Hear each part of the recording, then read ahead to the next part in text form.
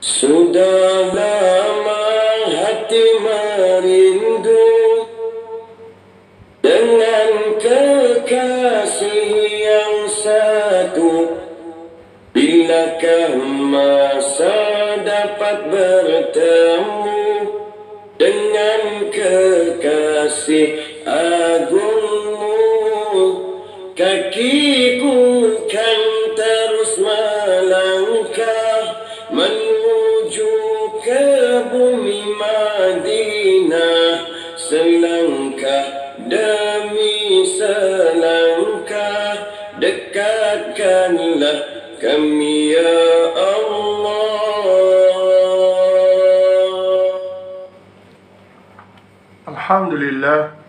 Alhamdulillahi Rabbil Alamin. Wassalatu wassalamu ala ashrafil anbiya wa mursalin wa ala alihi wa sahbihi ajma'in, amma ba'du. Yang saya hormati lagi saya kasihi tuan-tuan dan puan-puan bakal-bakal tamu Allah, Assalamualaikum warahmatullahi wabarakatuh. Alhamdulillah kita bertemu lagi di dalam satu diskusi umrah yang mudah-mudahan dengan diskusi ini menambahkan lagi ilmu dan pengetahuan kita bersama. Mudah-mudahan ia juga menjadi satu bentuk kekuatan spiritual kita sebelum kita menjejakkan kaki kita ke tanah haram Mekah dan Madinah, insya-Allah. Tuan-tuan dan puan yang saya kasihi, pada pagi ini, pada hari yang mulia ini, maka saya membawa tuan-tuan sebagaimana yang telah dilagukan tadi dalam kasidah tentang kecintaan kepada Nabi sallallahu alaihi wasallam, kecintaan kepada Madinah Al-Munawwarah. Jadi kita akan berdiskusi, bercerita sedikit sebanyak tentang apa yang akan kita pergi, apa yang kita akan lihat, apa yang kita akan rasai semasa berada di Madinah nanti, insya-Allah. Jadi penerbangan kita sama ada tuan-tuan akan terus terbang dengan mana-mana penerbangan. Ada yang terus ke Madinah, menziarahi Madinah dahulu, kemudian pergi menunaikan umrah di Mekah. Ataupun tuan-tuan akan pergi ke Mekah dahulu, penerbangan terus ke Jeddah, terus ke Mekah untuk menunaikan umrah, berada di Mekah dalam 6-7 hari, kemudian akan pergi ke Madinah menziarahi bumi Nabi sallallahu alaihi wasallam. Jadi apapun perjalanan tuan-tuan dan puan, insya-Allah tuan-tuan akan menjejakkan kaki ke bumi Madinah, insya-Allah. Tuan-tuan dan puan-puan yang saya hormati sekalian, bumi Madinah ini adalah bumi yang berkah. Dulu dipanggil dengan nama Yathrib ataupun dipanggil sebagai kerosakan, kerana disitulah wabak penyakit yang ada di situ. Maka kalau disebut kamu ini asal daripada mana, zaman dulu-dulu dikatakan Yathrib, maka akan katakanlah kamu datang daripada tempat yang banyak kerosakan, banyak penyakit dan sebagainya. Dan Nabi SAW telah mengisytiharkan tanah haram Madinah selepas pulang daripada perang Khaybar pada 7 Hijrah. Ya, pada 7 Hijrah balik perang Khaybar, maka Rasulullah isytiharkan bumi Madinah itu sebagai tanah haram. Jadi apabila tuan-tuan dan puan-puan para jemaah sampai di Madinah, maka fokus kita ialah pada ziarah di Madinah. Mana-mana travel sekalipun akan membawa tuan-tuan menziarahi. Jadi ziarah ini bolehlah kita bagikan kepada dua bahagian. Satu dikatakan ziarah dalaman, satu lagi dipanggil ziarah luar. Jadi dalam slot kali ini kita bincangkan, kita ceritakan secara ringkas tentang ziarah dalaman dan ziarah luar, insya-Allah. Pertama sekali kita mestilah akan pergi mencari Nabi sallallahu alaihi wasallam. Ya. Kita akan masuk ke Masjid Nabawi, kita akan solat sunat, solat fardu, dan kemudian jika berkesempatan sebaiknya kita ziarah Nabi. Pergilah ziarah Nabi dengan pakaian yang cantik, harum-haruman dan sebagainya. Maklumlah kita nak bertemu dengan kekasih Allah, kita nak bertemu dengan orang yang kita rindui, orang yang akan memberi syafaat kepada kita di mahsyar nanti. Kita masuk daripada pintu Babu Salam bagi lelaki, akan berjalan, bergerak di mana Raudah di sebelah kiri dan Mirah Utsmani sebelah kanan. Kita akan sampai ke makam baginda Rasulullah sallallahu alaihi wasallam. Makam baginda ini terletak asalnya di rumah Sayyidatina Aisyah. Jadi Rasulullah wafat dan dimakamkan di situ, insya-Allah. Bila kita sampai dalam berjalan perlahan-lahan, tuan-tuan kena ingat di dalam perjalanan itu bermula daripada pintu Babu Salam sehinggalah nak menyampaikan diri kita kepada makam Nabi itu, maka banyaklah berselawat ke atas Nabi sallallahu alaihi wasallam. Banyak berselawat. Sama selawat yang pendek ataupun selawat Ibrahimiyah, kita berselawat. Dan bila sampai kepada giliran kita pada makam Rasulullah itu, maka ucapkanlah Assalamualaikum ya Rasulullah. Malu kita bertemu dengan Rasulullah sallallahu alaihi wasallam. Kita datang daripada negara yang jauh dengan dosa dan maksiat yang banyak. Tiba-tiba kita bertemu dengan Rasulullah. Alangkah sayu dan hibanya hati kita. Berbisiklah kepada Rasulullah. Katakanlah pada Rasulullah. Salamlah pada Rasulullah. Ya, sampaikan salam yang mungkin sahabat-sahabat kita mohon kita tolong sampaikan salam pada baginda Rasulullah. Kita sampaikan pada baginda. Dan kita katalah pada baginda bahawa kita adalah hamba Allah dan umatnya yang datang dari jauh dengan dosa yang maksiat yang banyak, tetapi Allah undang kita, Rasulullah undang kita, kita bertemu dengan Rasulullah. Tidak semua orang berkesempatan untuk bertemu dengan Rasulullah sallallahu alaihi wasallam. Maka ucapkan salam pada Rasulullah, Assalamualaikum ya Rasulullah. Kemudian di sebelah makam Rasulullah itu adalah makam Sayyidina Abu Bakar As-Siddiq. Ucapkan salam pada Sayyidina Abu Bakar, Assalamualaikum ya Abu Bakar. Kemudian di sebelahnya adalah Sayyidina Umar. Sampaikan salam pada Sayyidina Umar, Assalamualaikum ya Umar.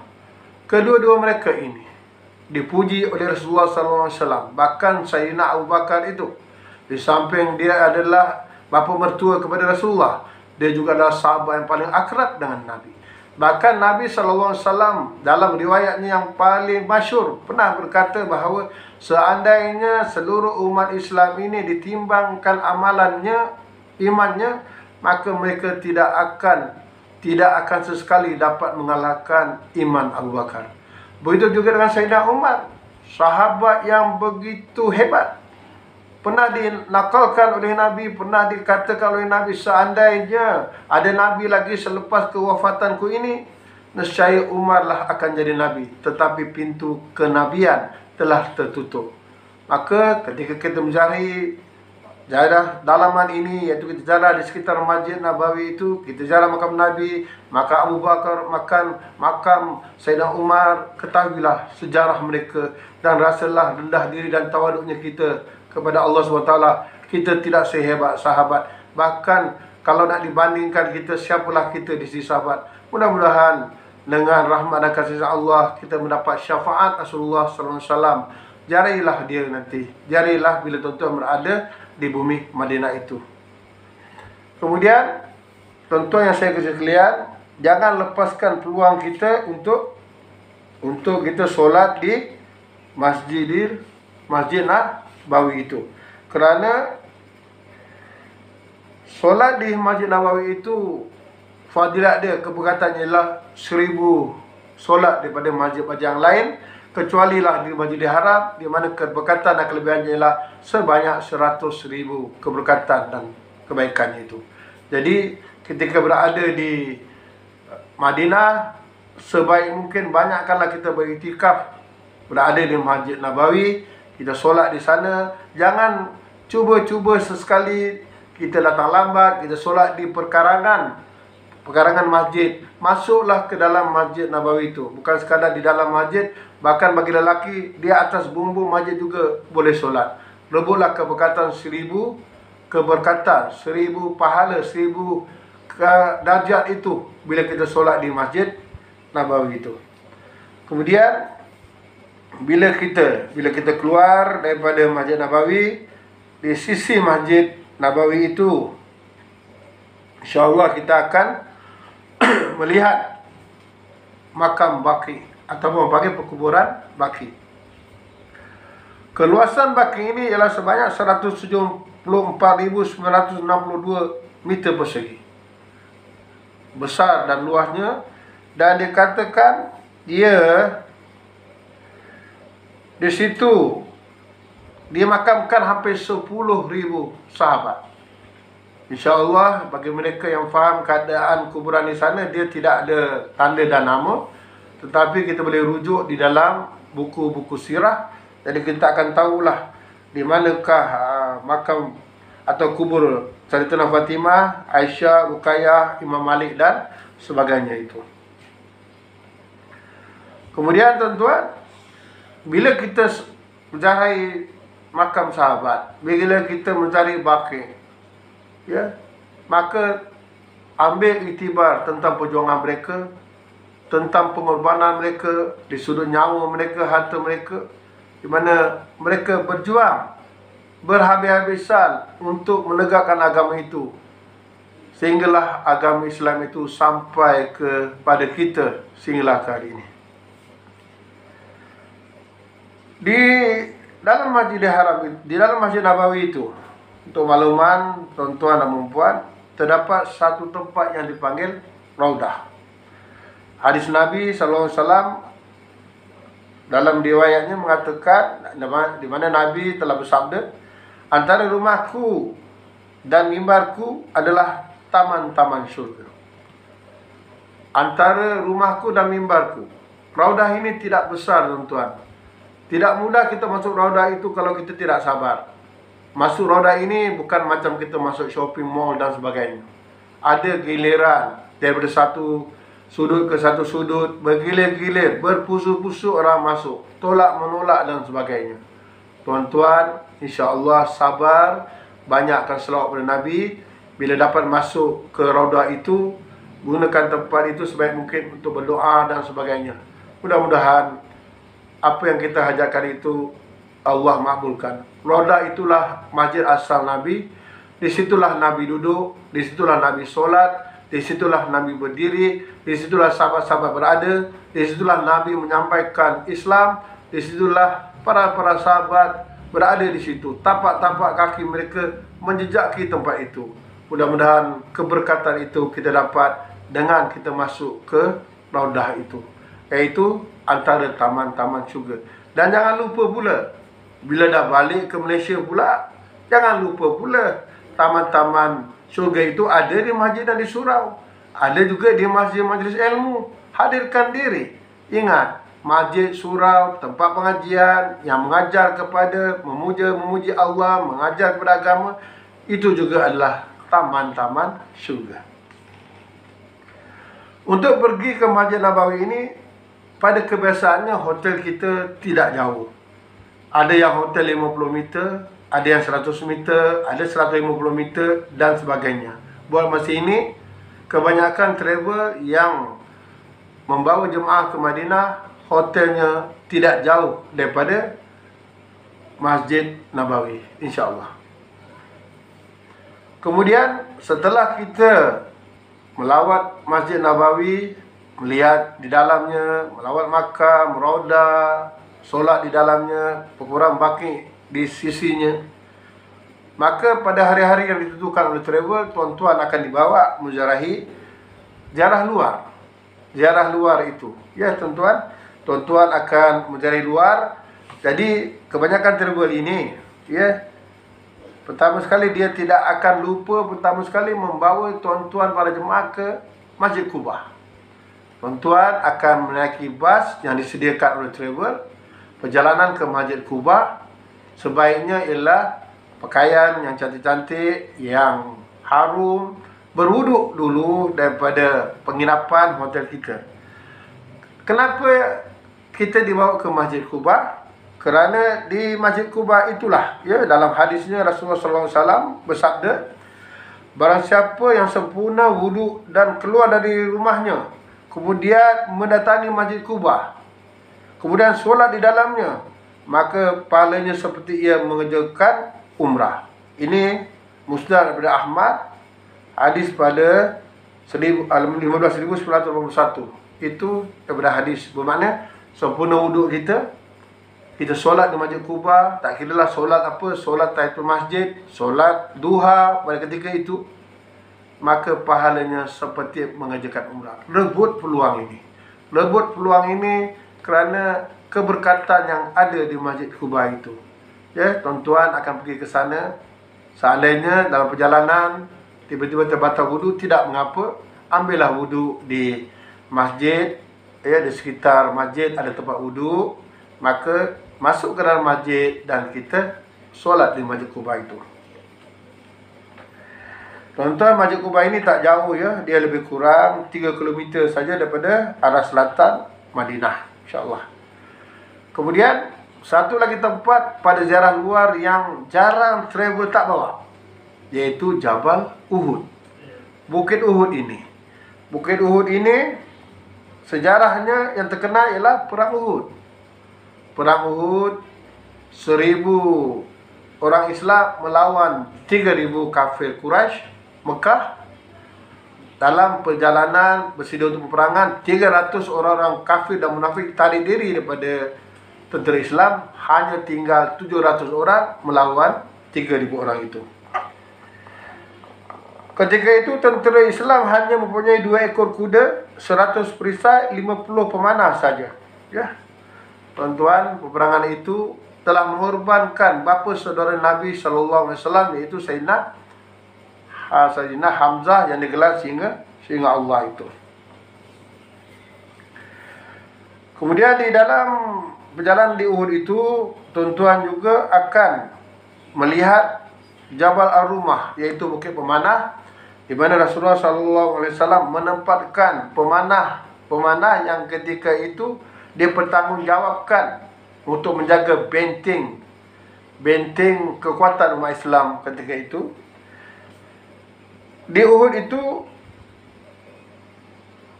kalau kita lihat bukitnya, ia dikatakan salah satu bukit yang ada di syurga.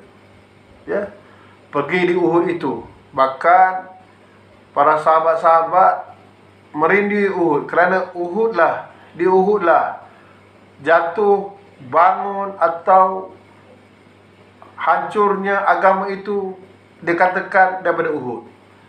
Uhud lah peperangan yang paling getir yang menentukan jatuh dan bangunnya Islam itu.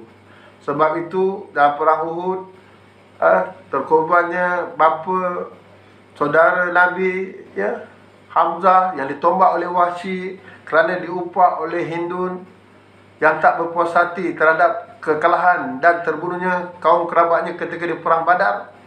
Maka perang Uhud ini, tentera kafir Quraisy ini rewardnya terlalu tinggi, imbuhannya tinggi. Kalau kamu dapat bunuh orang ni, bebas. Dapat bunuh orang ni, dapat harta, bebas. Maka ketika itulah berlakunya pembunuhan atas dendam dan sebagainya. Tapi Allah Subhanahu Wa Taala tetap menjaga agamanya sehinggalah sampai ke hari ini. InsyaAllah ketika di Uhud nanti, sahabat-sahabat kita, para mutawif akan menceritakan sedikit sebanyak tentang Uhud itu. Dan kelebihan Uhud itu ialah, barang siapa mengerjakan solat jenazah, maka pahalanya adalah 1 khirat. 1 khirat itu bersamaan dengan sebesar Uhud. Dan kalau siapa mengiringi jenazah saudaranya sehingga penkuburan dan selesai penkuburannya tersebut itu, pengkebumian dan sebagainya, maka ditambahkan lagi 1 khirat. 1 khirat itu dikatakan sebesar Jabal Uhud. Jadi guna kesempatan nanti ketika berada di Mekah dan Madinah, setiap kali selepas solat fardu kita ada solat jenazah, dulukan solat jenazah, kemudian barulah kita buat aktiviti-aktiviti yang lain.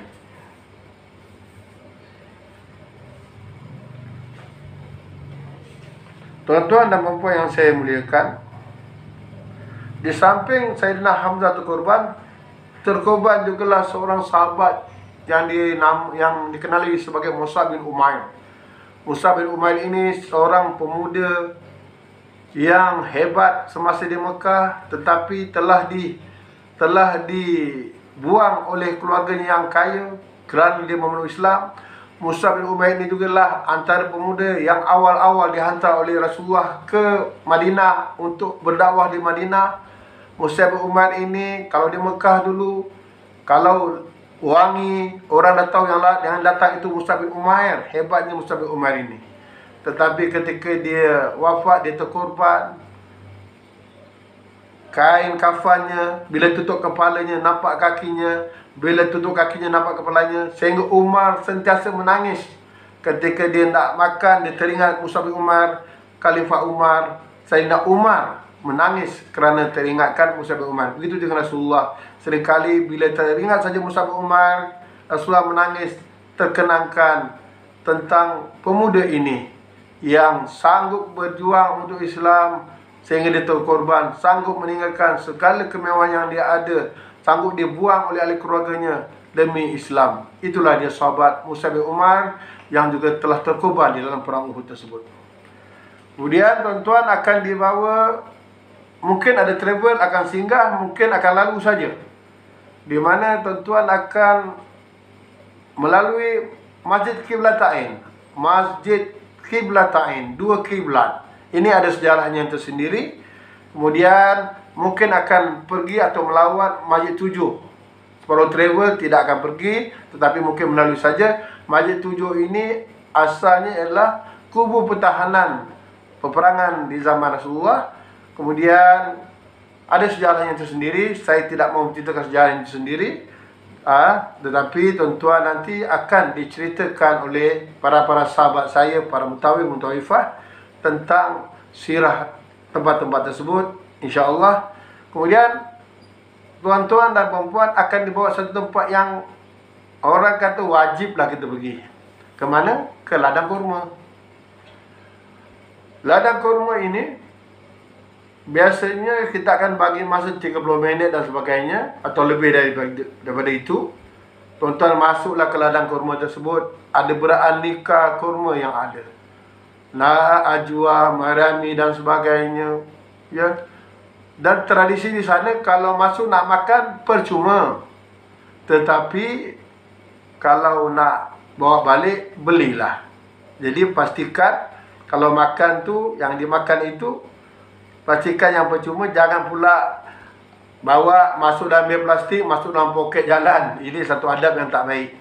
Kalau kita nak beli, kita beli kurmanya fresh, walaupun mungkin harganya agak mahal dan sebagainya, tetapi ia fresh dan sebagainya. Jadi bolehlah kita beli kurma di sana sebagai bekalan kita untuk kita bawa balik kepada ahli keluarga kita. Jadi Madinah ini bumi yang barakah, bumi yang di situ ada jasadnya Nabi SAW. Jadi jaga adab kita ketika berada di bumi Madinah itu, ya. Jaga pergaulan kita, pakaian kita.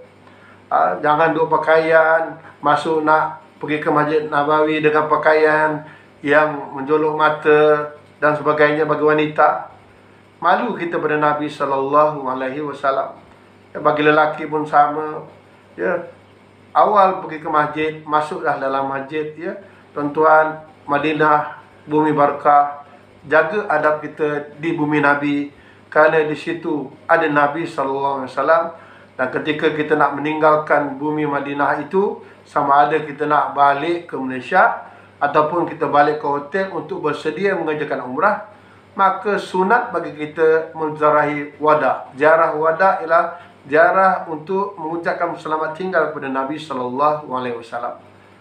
Tak kiralah di mana kita ada, di dalam masjid, kalau kita berkesempatan, selepas kita solat, kita sampaikan salam pada Nabi. Assalamualaikum ya Rasulullah. Ya Rasulullah, beratnya hatiku untuk meninggalkan engkau ya Rasulullah. Rindunya aku pada engkau ya Rasulullah. Ya Rasulullah, undanglah aku lagi untuk datang menemuimu ya Rasulullah. Seandainya ini ziarahku yang terakhir ya Rasulullah, seandainya ini umrahku yang terakhir, maka jadikanlah ziarahku ini umrahku ini, ibadahku ini di bumi bertuah Madinah ini sebagai ibadah yang diredai oleh Allah dan menjadi asbab untukku mendapat syafaatmu ya Rasulullah, menjadi asbab untukku untuk mendapat syurga Allah Subhanahu wa taala. Itulah adab kita kepada Nabi kita sallallahu alaihi wasallam.